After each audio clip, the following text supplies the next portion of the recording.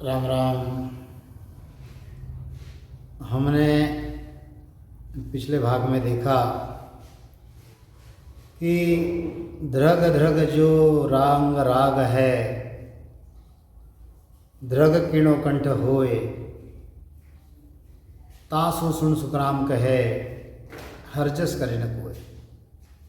मतलब राग रंग अच्छा करता है, अच्छे कंठ से गाता है, कंठ भी बड़ा सुरीला है, परंतु उस कंठ से उसने हरियश के पदों का गायन नहीं किया।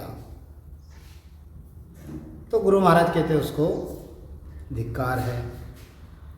अब आगे गुरु महाराज कहते हैं, ध्रग ध्रग कंठ हर जस बिना, सुन जोरे सबको, ध्रग मंडल सुख राम कहे, बिन शिवरण जो।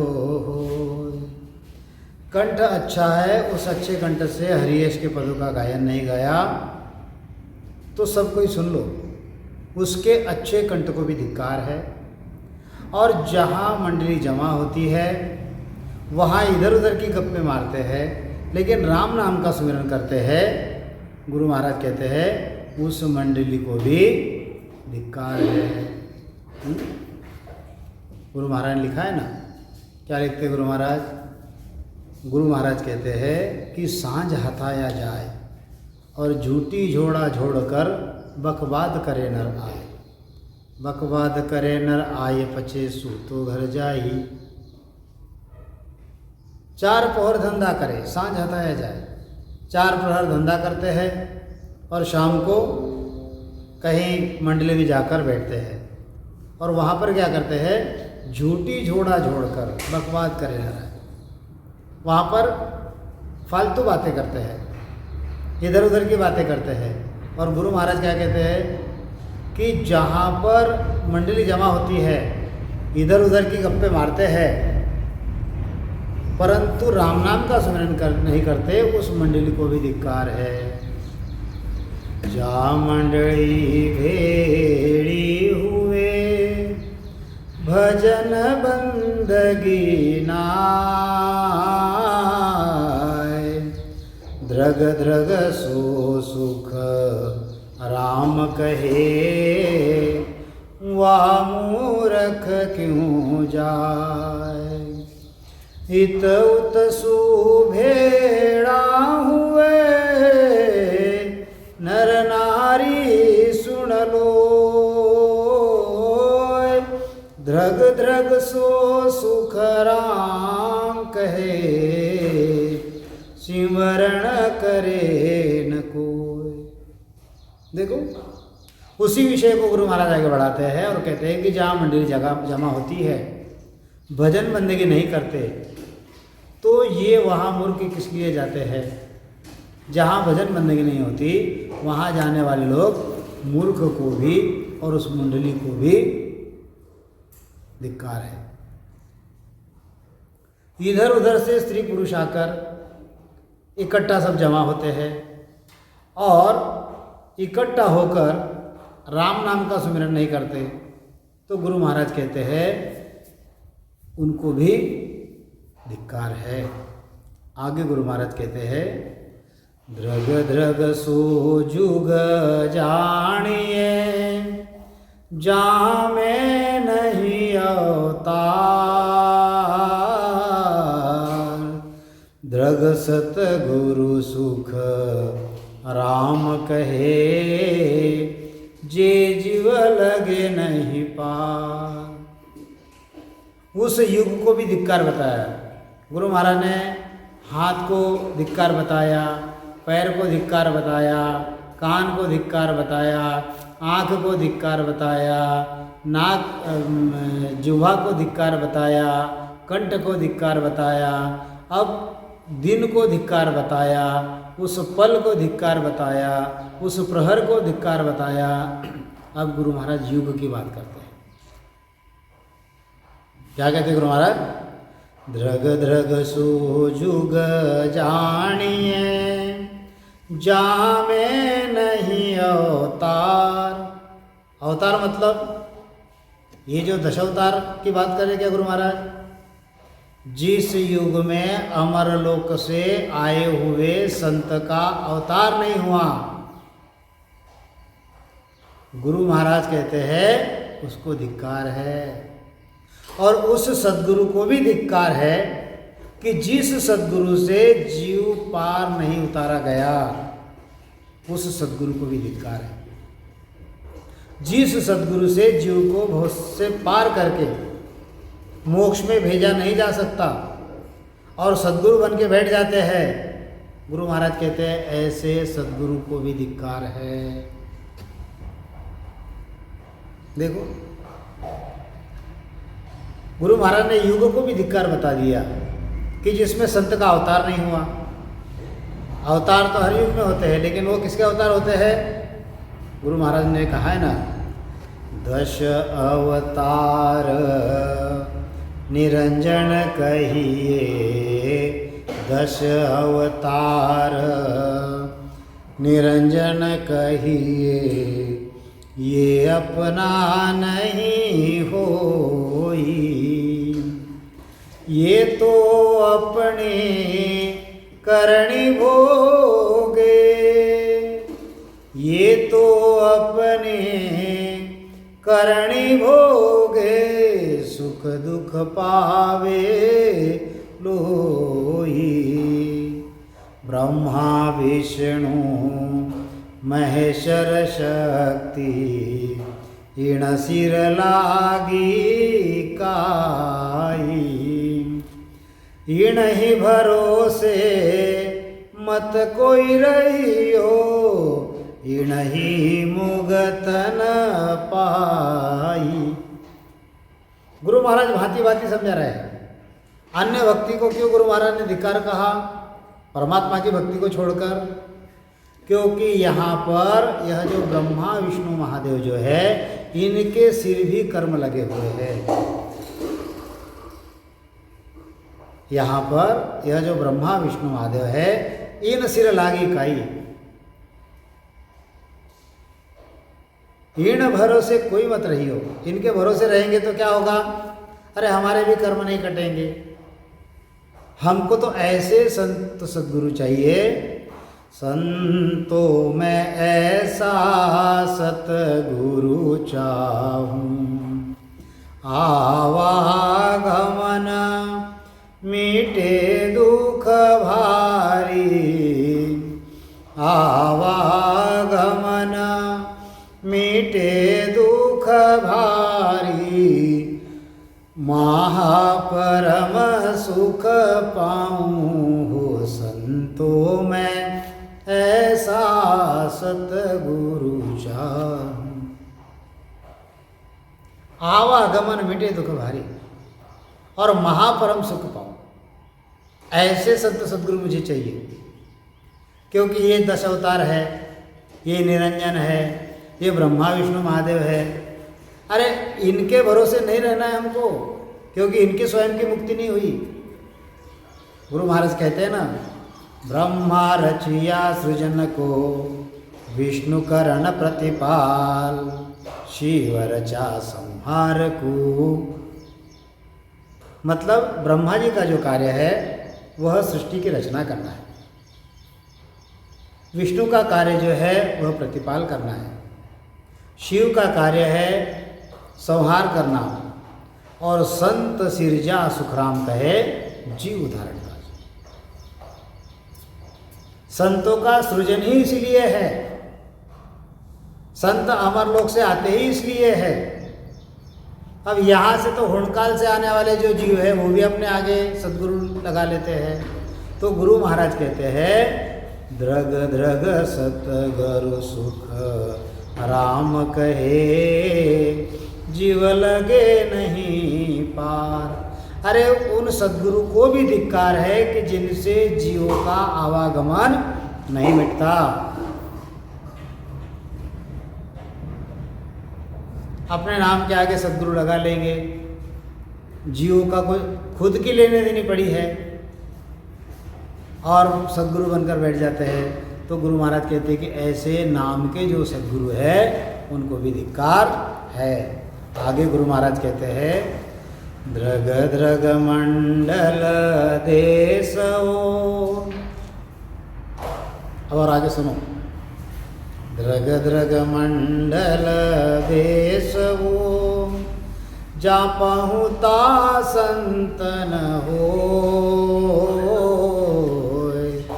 द्रग बस्ती सुख राम कहे, जीवन जागे कोई, धर्ग नगर धृग शहर वो, जहाँ में सती न हो, द्रगतासु सुख राम कहे, राम रटे नहीं को। उस मंडल को भी धिक्कार है। मंडल का मतलब 100 देशों का एक मंडल होता है, और उस मंडल में पहले तो गुरु महाराज ने ये कहा कि वह देश, उस देश को धिक्कार है, उस मंडल को धिक्कार है। अब देश जो है, जिस देश में ऐसे अवतारी संत नहीं हुए, अमर लोक से आए हुए संत नहीं हुए, उस देश को धिक्कार है। 100 देशों का एक मंडल होता है, उस मंडल में ऐसे पहुँचे हुए साधु नहीं होंगे, उस मंडल को भी धिक्कार है। और जिस गांव में संतों का ज्ञान सुनकर जीव जागरूक नहीं होते, उस गांव को, उस वस्तु को भी धिक्कार है। गांव छोटा हो या कोई बड़ा शहर हो, उसमें सती, सती का मतलब क्या? सती का मतलब है कि आए हुए अतिथि का मान सम्मान करने वाला, और जो कुछ मांगे उसको वह देने वाला, उसको सती कहते हैं। तो किसी गांव में, किसी शहर में अगर यह सती पुरुष नहीं है, तो उस गांव और उस शहर को भी धिक्कार है, और उस गांव को, उस शहर को धिक्कार है जहां पर कोई राम नाम का रटन नहीं करता। अब देखो गुरु महाराज और आगे कहते हैं, द्रग मंडल जा साध नहीं, द्रग मंडल जा साध नहीं, द्रग बस्ती बिन दास, द्रग द्वारो सुख राम कहे, नहीं भगत की प्यास। गुरु महाराज कहते हैं, जिस मंडल में संत नहीं है, जिस बस्ती में दास, दास मतलब साधु संतों की, साधु संतों को भाव भक्ति से उसका दास्यत्व करने वाला, ऐसा अगर उस मंडल में, जिस बस्ती में नहीं है, उस गांव को भी धिक्कार है। और जिस मंडल में साधु नहीं, साधु संत नहीं, ऐसे मंडल को भी धिक्कार है। गुरु महाराज कहते हैं, गांव-गांव में 1 या 2 ऐसे दास होने चाहिए। अगर किसी गांव में दास अगर नहीं है, उस गांव को धिक्कार है, उस घर को धिक्कार है कि जिस घर में भक्तों को यानी साधु संतों की चाहना नहीं, उस घर को धिक्कार है। उस घर के दरवाजे को भी धिक्कार है कि जिस दरवाजे पर साधु संत की चाहना नहीं होती और साधु संत वहाँ नहीं आते, ऐसे दरवाजे को भी धिक्कार है। अब देखो गुरु महाराज कहते हैं, द्रग द्रग कुल द्रग जातवा, जा में संतन हो, द्रग मेरी सुख राम कहे, हरिजन जानो न कोय। द्रग द्रग बसती द्रग गाँव वो, जा हरि चर्चा नाय। द्रग घर सो सुख राम कहे, एक न सुनने जाय। जिस कुल में, जिस जाति में संत नहीं हुए, ऐसे कुल को, ऐसे जाति को भी धिक्कार है। और जिस स्त्री ने ध्रग मेहरी सुखराम कहे, गुरु महाराज कहते हैं कि जिस स्त्री ने हरिजन को जन्म नहीं दिया, ऐसी स्त्री को भी धिक्कार है। मतलब उसने जीव को जन्म तो दिया, लेकिन उसको कर्मी जीव को जन्म दिया। और जिस स्त्री ने हरिजन को यानी संतों को जन्म दिया, उसको गुरु महाराज कहते हैं उसको धन्य है। और जिसने कर्मी जीव को जन्म दिया, उसको गुरु महाराज धिक्कार कहते हैं। उस गांव को, उस बस्ती को धिक्कार है जहाँ हरि चर्चा नहीं होती, जहाँ राम नाम का स्मरण नहीं होता। उस घर को भी धिक्कार है कि उस घर से एक भी साधु संतों की चर्चा सुनने के लिए नहीं जाता। उस घर को भी धिक्कार है कि जैसे 100-125 घर है, हर एक घर से अगर एक भी आदमी सत्संग सुनने आता है तो वहाँ पर 100-125 लोग जमा हो जाते हैं। लेकिन यहाँ पर तो हजारों की बस्ती होती है और सत्संग सुनने के लिए कोई 20-25 लोग आते हैं, तो गुरु महाराज उनको धिक्कार कहते हैं। द्रग द्रग मृतक द्रग है, जे नर रोवे नार। द्रग जामन सुख राम कहे, हर कन हुओ विचार। द्रग नर द्रग में, द्रग नर जग में द्रग है। मुआ कूदे बाम, तासु द्रग सुख राम कहे। अमलत माखू भाम। जिसके मरने के बाद जहाँ पर स्त्री पुरुष रोते हैं, उस मृतक को भी धिक्कार है। जिसके जन्म लेने से खुशी नहीं हुई, उसके जन्म लेने को भी धिक्कार है। उस मनुष्य के संसार को धिक्कार है कि जो मृतक को बांग देकर चिल्ला चिल्ला कर रोते हैं, उनको भी धिक्कार है। और उनसे अधिक धिक्कार उनको है कि जो भांग अफीम का सेवन करते हैं। द्रग द्रग जाके घर सो गरे, द्रग बड़ले सोनार। द्रग मुआ को रोविए, सुख देवत के गिवार। जिस घर में मरे हुए का शोक यानी मृतक के लिए गम या दुख मनाते हैं, रात में 3-4 बजे उठकर 6 महीने तक स्त्रियां जो है वह बढ़ लेती है। यह बढ़ लेने की चाल जो है, यह मारवा देश में पोकन फौलादी इन जिलों के लोगों में है। वहाँ पर मृतक के घर औरतें रात को 3-4 बजे उठकर रोज नियम से रोती है। इसको बढ़ लेना कहते हैं।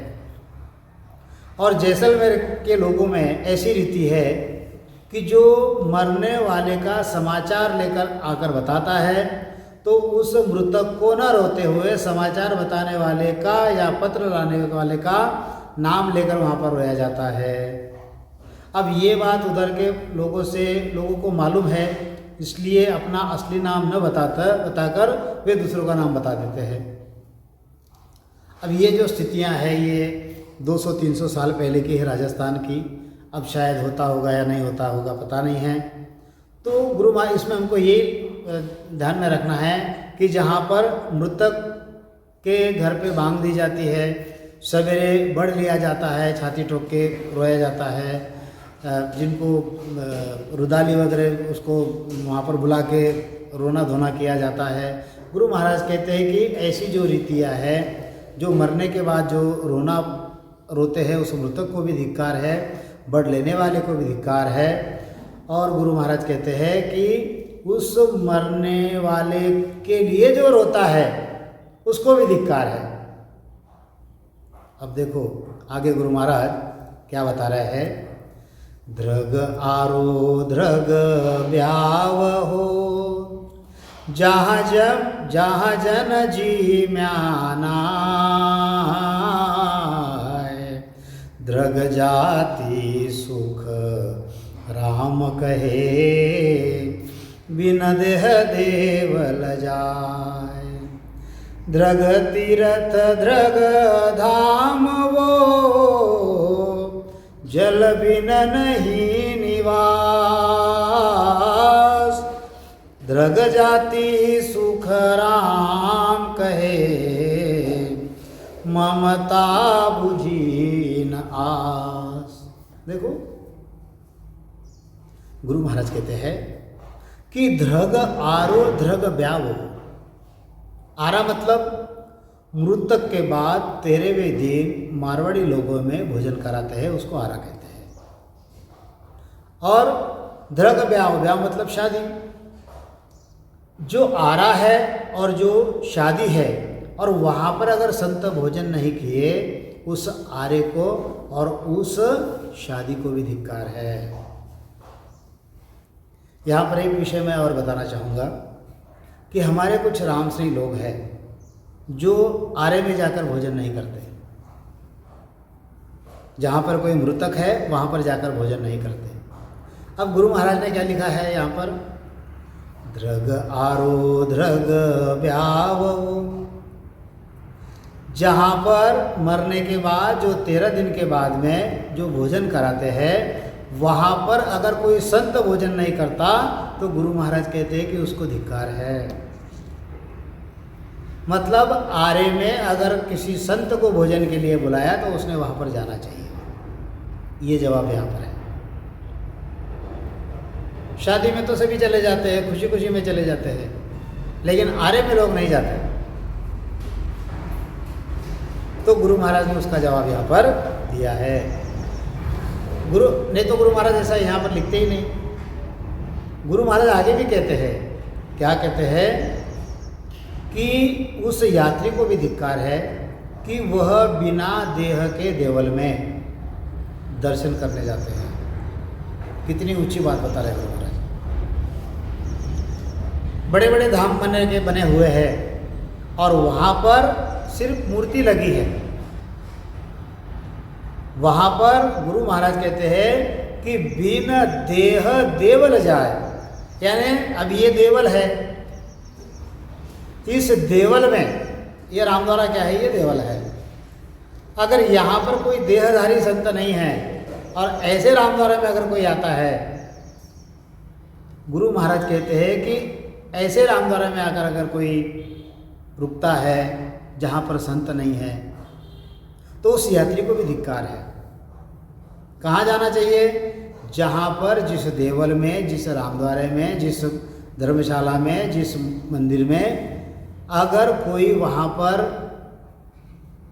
देह है, गुरु महाराज ने कहा है ना, चलता देवल कुजले प्राणी, माही बसे शहजादो, पाहण देवल झुट बिन चेतन, ताकु पूजत आंधोरे प्राणी, सतगुरु चरण बंधो। जिस रामद्वारे में संत है वहाँ पर जाकर यात्री को रोकना चाहिए। जिस मंदिर में कोई पुजारी है वहाँ पर भी आप रात को रुक सकते हो। गुरु महाराज कहते हैं कि जहाँ पर सिर्फ मूर्ति है, वहाँ पर कोई रहता नहीं है, और वहाँ पर अगर कोई यात्री रुकता है तो उस यात्री को भी गुरु महाराज कहते हैं कि धिक्कार है। इतना ही नहीं, गुरु महाराज कहते हैं धृग उस तीर्थ को और उस धाम को भी धिक्कार है कि जिस धाम में और तीर्थ में पाने के लिए और उपयोग में लाने के लिए पानी नहीं है और रहने के लिए मकान नहीं है, ऐसे तीर्थ और धाम को भी धिक्कार है। धाम तो बना दिया, वहाँ पर ना तो कोई पानी की व्यवस्था है और ना तो कोई रुकने की व्यवस्था है। गुरु महाराज कहते हैं कि ऐसे धाम को भी धिक्कार है और वहाँ जाने वाले तीर्थ यात्री को भी धिक्कार है, क्योंकि वहाँ जाकर उसकी ममता और आशा पूरी नहीं हुई। जिस देव से, जिस संत से वह मिलने गया था और उस देव ने, उस संत ने उसकी पूछताछ नहीं की या उस यात्री को आश्वासन नहीं दिया, तो गुरु महाराज कहते कि ऐसे जो देवल है, ऐसे जो धर्मस्थल है कि जहाँ पर जाने के बाद कोई संत अगर आपकी पूछताछ नहीं करता है, वहाँ पर उनके रहने की व्यवस्था नहीं करता है, वहाँ पर पानी इसलिए लिखा गुरु महाराज ने कि राजस्थान में पानी जो है यह सबसे दुर्लभ चीज़ थी। आज तो सभी तरफ पानी हो गया, ये बात अलग है। तो जिस संत के पास आप जाते हो उस संत ने आपके रहने की व्यवस्था करनी चाहिए, भोजन की व्यवस्था करनी चाहिए, पानी की व्यवस्था करनी चाहिए, उनकी जो ज्ञान की भूख है उसको भी मिटाना चाहिए। नहीं तो बना दिया बढ़िया, सद्गुरु संत बन के बैठ गए और उससे जीव नहीं तर रहे हैं, जीव का आवागमन नहीं घट रहा है, तो गुरु महाराज ने कहा कि ऐसे संतों को, ऐसे सद्गुरु को धिक्कार है। अब आगे गुरु महाराज कहते हैं, द्रग द्रग भगतन परखले, सतगरु करे न कोय, द्रग गुरु बिन सुख राम कहे, राम सनेही होय। कनफु का गुरु हद का, वासु रहे उलझाय, तासु धृग सुख राम कहे, सतगरु करे न आए।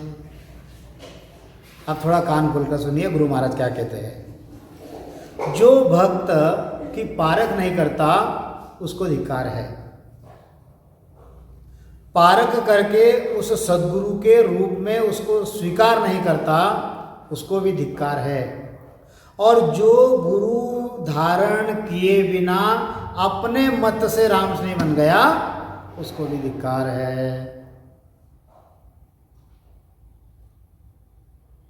गुरु महाराज क्या कहते हैं, द्रग द्रग भगतन परखले, सतगरु करे न कोय,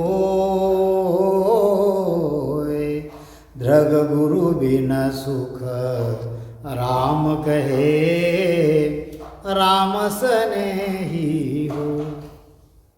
जो भक्ति की परख नहीं करता है उसको धिक्कार बोल दिया। परख करके, अगर परख कर ली कि हाँ चलो इनके पास नियंचर है, ये आवागमन मिटा सकते हैं, ये हमारे भ्रम दूर कर सकते हैं, ऐसा समझ गया और उनको हमने सद्गुरु स्वीकार नहीं किया, उनको भी धिक्कार है। अब जो बिना गुरु धारण किए, बिना सद्गुरु धारण किए अपने मन से रामस्नेही बन गया। रामस्नेही लोग क्या करते हैं, श्वासोश्वास में राम राम करते हैं, चलो हम भी कर लेंगे।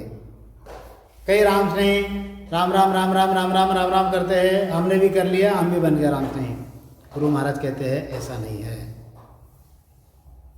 गुरु महाराज कहते हैं अपने मन से, मत से जो बन गया उसको भी धिक्कार है।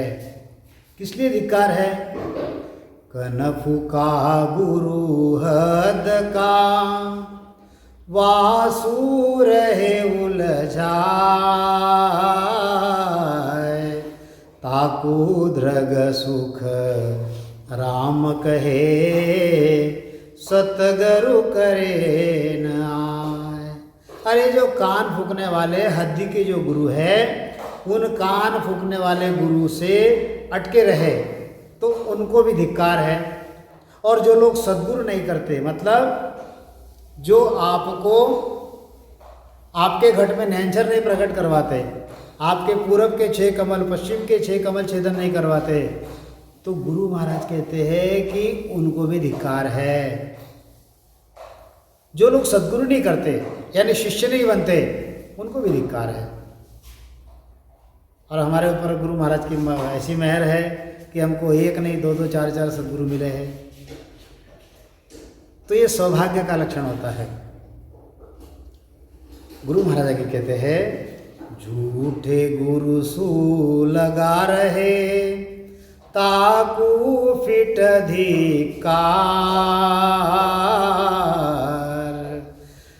सतगुरु सु सुख राम कहे समझर तजे गिवा, साचा सतगुरु सो सही उलट चढ़े असमान,